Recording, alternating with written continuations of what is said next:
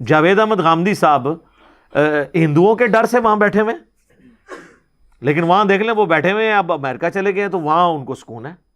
اپنی بات ٹھیک ہے، علمی اختلاف کوئی رکھ سکتا ہے وہ اپنی جگہ، لیکن یہاں پہ لوگ علمی اختلاف نہیں رہنے دیتے.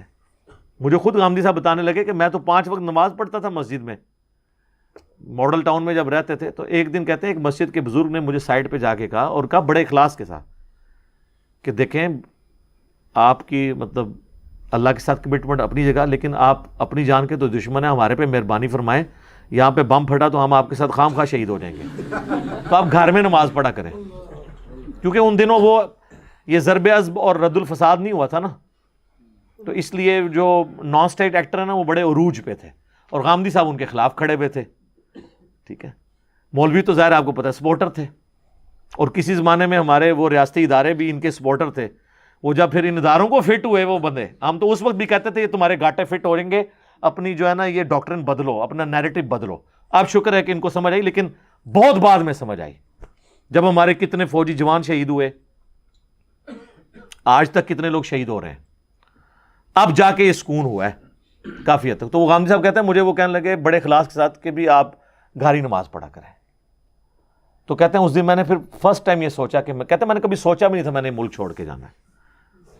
تو یہاں تو لوگ کہہ دیتے ہیں ملک چھوڑ کے کیوں چلے گئے. جناب آپ کی تو جرت نہیں ہے کہ آپ ایک عالم دین ممبر پہ جھوٹ بول رہا ہو یا غلط حدیثیں بیان کر رہا ہو جو حدیثیں ہو ہی نہ، اور جھوٹے واقعات بیان کر رہا ہو، آپ جمعے کے خطبے کے بعد اس سے سوال بھی نہیں پوچھ سکتے.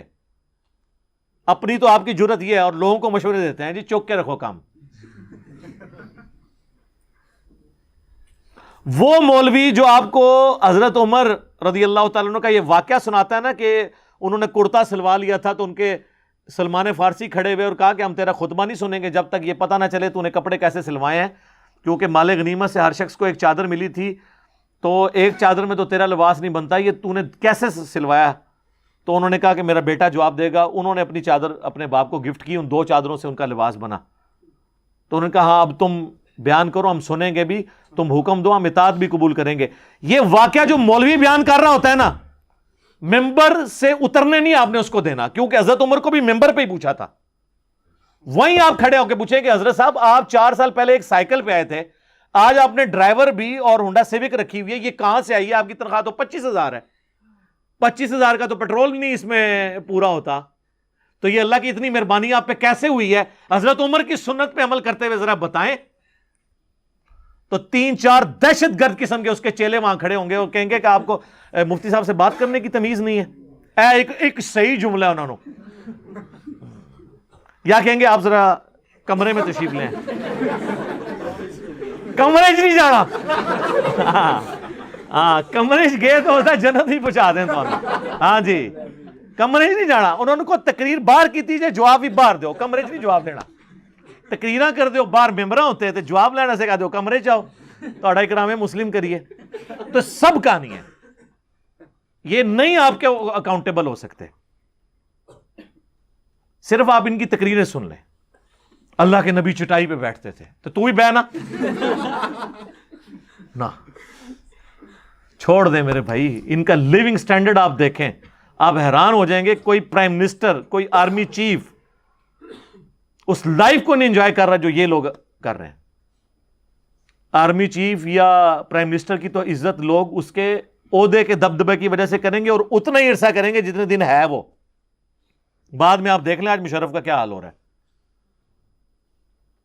لیکن علماء وہ ہیں جن کی لوگ اندر سے عزت کرتے ہیں اور مرتے دم تک کرتے ہیں، وہ ریٹائر بھی نہیں ہوتے. کیوں کہ وہ انہوں نے جو ان کو جنت میں لے کے جانا ہے نا.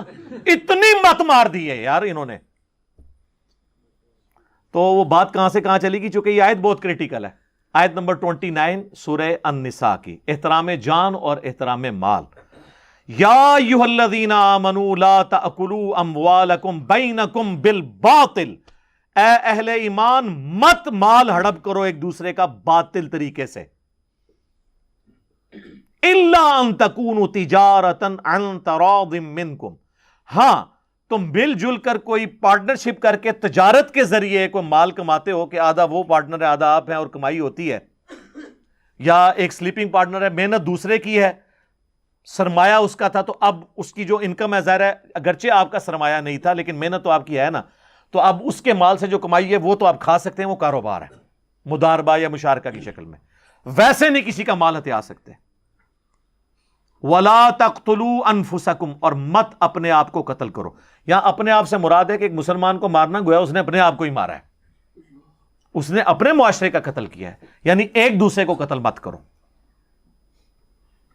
ان اللہ کان بکم رحیما، بے شک اللہ تعالی بھی تو تمہارے ساتھ بڑی مہربانی فرمانے والا ہے۔ جب اللہ تمہاری نافرمانیاں دیکھ کر بھی تمہارا روٹی پانی بند نہیں کر رہا تو تم بھی جو ہے نا انسان بن جاؤ، آدم کے بچے بنو، شیطان کے بچے نہ بنو۔ شیطان نے اپنی غلطی پہ جسٹیفیکیشن دی تھی اور آدم نے اپنی غلطی پہ معافی مانگی تھی، تو آدم کے بچے بنو۔ آدمی کون ہوتا ہے؟ جو آدم کی اولاد میں سے ہو۔ تو اللہ تعالیٰ بھی تو رحم فرمانے والا ہے۔ تو یہاں پہ احترام جان اور احترام مال آیا ہے، ایک دوسرے کو قتل بھی نہیں کرنا اور ایک دوسرے کا مال بھی ہڑپ نہیں کرنا۔ تو یہ بڑی کریٹیکل آیت ہے۔ اس آیت کے کانٹیکسٹ میں ایک حدیث ہے صحیح مسلم کے اندر، اب چونکہ اس آیت کے ساتھ وہ ریلیٹڈ ہے میں اس لیے بیان کر رہا ہوں۔ صحیح مسلم میں حدیث ہے انٹرنیشنل نمبر کے مطابق 4776، جو ہم نے اپنے کربلا والے ریسرچ پیپر میں بھی ڈالی ہوئی ہے، کہ عبد الرحمن بن عبد رب کعبہ ایک تابعی ہیں، وہ کہتے ہیں کہ میں خانہ کعبہ شریف میں داخل ہوا اور میں نے دیکھا کہ حضرت عبداللہ بن عمر بن عاص جو صحابی ہیں وہ خانہ کعبہ کی دیوار کے ساتھ ٹیک لگائے ہوئے اصحاب کو، اپنے ساتھیوں کو، تابعین کو حدیث بیان کر رہے ہیں، جس حدیث کے اندر وہ ترغیب دلا رہے ہیں کہ اپنے حکمران کی اطاعت تم پہ ضروری ہے۔ تو وہ بیٹھ کے حدیث سنتے رہتے ہیں۔ جب وہ حدیث بیان کر چکتے ہیں تو وہ تابعی عبد الرحمن جو ہے وہ حضرت عبداللہ بن عمر بن عاص سے کہتا ہے کہ یہ حدیث جو آپ نے یہاں بیان کی ہے کہ حکمران کی اطاعت کرنی ہے، کیا یہ حدیث آپ نے خود رسول اللہ سے سنی تھی صلی اللہ علیہ وآلہ وسلم؟ تو انہوں نے کہا ہاں، میری آنکھوں نے اللہ کے نبی صلی اللہ علیہ وآلہ وسلم کو دیکھا، میرے کانوں نے آپ سے یہ بات خود سنی اور میرے دل نے اسے یاد رکھا۔ اچھا، تو وہ کہتا ہے کہ آپ تو ہمیں یہ کہہ رہے ہیں کہ حکمران کی اطاعت کرو ہر حال میں، جبکہ آپ کے چچا کا لڑکا معاویہ ابن ابی سفیان جو اس وقت کے حاکم ہیں، ہمارے امیر ہیں، وہ تو ہمیں حکم دیتے ہیں کہ ہم ایک دوسرے کو ناحق قتل کریں اور ایک دوسرے کا مال حرام طریقے سے ہڑپ کریں۔ اور اللہ قرآن میں کہتا ہے، یہی آیت پھر انہوں نے پڑھی، لا تأکلوا اموالکم بینکم بالباطل الا ان تکونوا تجارۃ عن تراض منکم ولا تقتلوا انفسکم۔ اب ہم اللہ کی بات مانیں یا اپنے حاکم معاویہ ابن ابی سفیان کی بات مانیں؟ آپ ذرا لیول دیکھیں، یہاں تو مفتی کے سامنے کوئی حدیث بیان کرے نا تو وہ کتے کی طرح پڑھتا ہے آگے سے، یہاں ایک تابعی صحابی کو آیت سنا رہا ہے کہ سر جو آپ یہ بات کر رہے ہیں قرآن تو یہ کہتا ہے، ہم کدھر جائیں؟ فرق دیکھا؟ قرآن اسی کہتے ہیں کتابوں کو مانے، اس نے بابے کو نہیں مانا، اس نے کتاب کا حوالہ پیش کیا ہے اپنے سے بہت بڑے بابے کو، یعنی میں رسپیکٹ کے طور پہ یہ لفظ استعمال کر رہا ہوں۔ انہوں نے بھی آگے سے نہیں کہا تم توہین کر رہے ہو، تو وہ خاموش ہو گئے، اپنا سر جھکا لیا۔ تھوڑی دیر خاموشی کے بعد اب سوال ہی بڑا ڈاڑا تھا، ایک تو حکمران کی بات کی اور کہا کہ وہ آپ کا کزن بھی لگتا ہے، پھر انہوں نے سر اٹھایا، انہوں نے کہا کہ معاویہ کی اطاعت کرو ان کاموں میں جس میں اللہ کے حکم کے اندر اندر وہ حکم دے، اور جس میں وہ تمہیں اللہ کی نافرمانی کا کہے تم اس کی نافرمانی کرو۔ یہی ایٹیچیوڈ ایک مسلمان کا ہونا چاہیے، اور یہ صحابہ کا ایٹیچیوڈ تھا۔ بخاری اور مسلم دونوں میں حدیث ہے کہ نبی علیہ السلام نے ایک انصاری صحابی کو ایک لشکر کا امیر بنا کر بھیجا، اور اس حدیث کے راوی مولا علی ہیں رضی اللہ تعالیٰ عنہ۔ تو راستے میں اس امیر کو غصہ آ گیا، غصہ آیا تو اس نے ایک لکڑیوں کا بہت بڑا الاؤ جلایا، بہت بڑا لکڑیوں کا آپ سمجھ لیں گٹھا جمع کر کے اس کو آگ لگائی، اور اس نے کہا کہ دیکھو نبی علیہ السلام نے مجھے تمہارا امیر بنایا اور امیر کی اطاعت واجب ہے۔ بخاری مسلم میں حدیث ہے نا کہ جس نے میرے بنائے ہوئے امیر کی اطاعت کی اس نے میری اطاعت کی، اور جس نے میری اطاعت کی اس نے اللہ کی اطاعت کی، اور جس نے میرے بنائے ہوئے امیر کی نافرمانی کی اس نے میری نافرمانی کی، اور جس نے میری نافرمانی کی اس نے اللہ کی نافرمانی کی۔ تو اس نے کہا کہ میں تمہارا امیر ہوں اور میں تمہیں حکم دیتا ہوں کہ تم اس آگ میں چھلانگ لگاؤ. یعنی غصہ ٹھنڈا کرنا سی, انہوں نے وہ آگے سٹ رہے.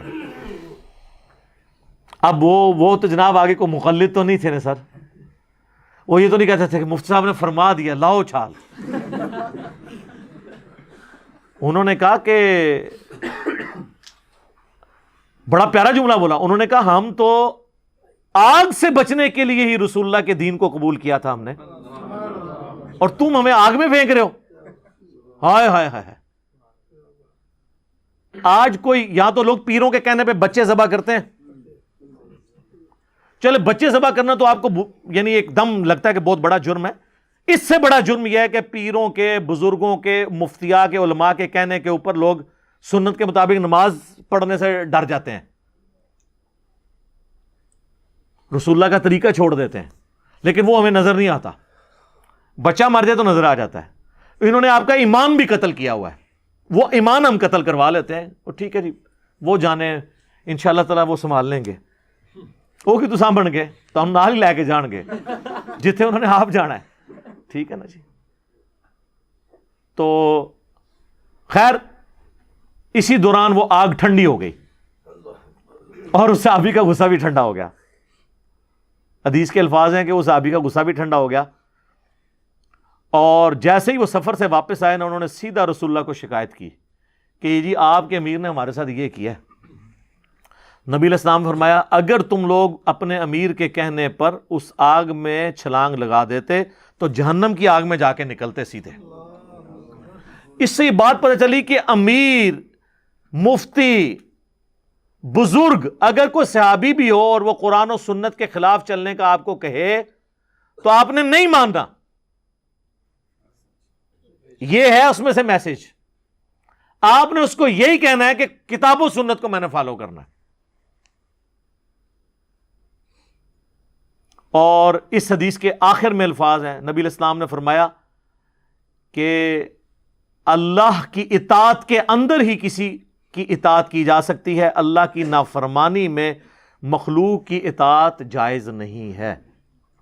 یہ سورہ لقمان میں بھی آیا نا, اللہ تعالیٰ نے فرمایا کہ اگر تیرے ماں باپ بھی تجھے کہیں نا کہ تو میرے ساتھ شریک ٹھہرا تو تو نے ان کا حکم نہیں مانا. حالانکہ ماں باپ کا درجہ اس کائنات میں اللہ رسول کے بعد سب سے بڑھ کر ہے کسی ایک انسان کے لیے حقوق کے اعتبار سے, لیکن وہاں کے وہاں میں نہیں. ایک اور حدیث ہے بخاری و مسلم میں کہ مخلوق کی اطاعت معروف میں ہے, منکر میں نہیں ہے. بھلائی کے کاموں میں ہے, برائی کے کاموں میں نہیں ہے. اور یہاں پہ لوگ جو ہے نا وہ ان کو قرآن و سنت سے کوئی بات بتا بھی دیں, وہ کہتے ہیں نہیں انہوں نے فرما دیا. یہ سر یہ جو سلوگن ہے نا کہ مرنے سے پہلے اے مسلمان کر لے اس پہ غور, کتابوں کا خدا اور ہے بابوں کا خدا اور, اس کے بغیر چارہ نہیں ہے. کیونکہ بابے تو اپنا اپنا کام ڈالیں گے, بابوں کے شر سے بچنے کے لیے کتابوں سے جوڑنا پڑے گا, اور کتابوں سے آپ جوڑیں گے تو بابوں کے شر سے خود بخود بچ جائیں گے.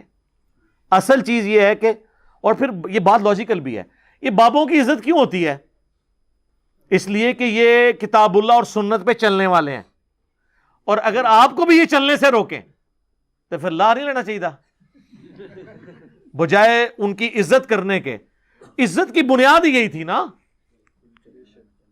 عزت کی بنیاد کیا تھی کہ یہ جی قرآن پہ اور حدیث پہ چلتے ہیں, اور جو یہ کہ قرآن حدیث ڈائریکٹ نہ پڑھو گمراہ ہو جاؤ گے, پھر اس کے ساتھ کیا کرنا چاہیے؟ اکرام مسلم اس کا کرنا چاہیے نا. تو یہ جناب بڑا تلخ معاملہ ہے, لیکن میں نے اس کو اس لیے اس حوالے سے ایڈریس کیا تاکہ آپ کو یہ معاملات سمجھ آ جائیں کہ اطاعت امیر کی اس وقت تک ہے جب تک کتاب و سنت کے دائرے کے اندر ہے. اللہ تعالیٰ سے دعا ہے جو حق بات میں نے کہی اللہ تعالیٰ ہمارے دلوں میں راسخ فرمائے. اگر جذبات میں میرے منہ سے کوئی غلط بات نکل گئی تو اللہ تعالیٰ ہمارے دلوں سے معاف کر دے. ہمیں کتاب و سنت کی تعلیمات پر عمل کر کے دوسرے بھائیوں تک پہنچانے کی توفیق عطا فرمائے.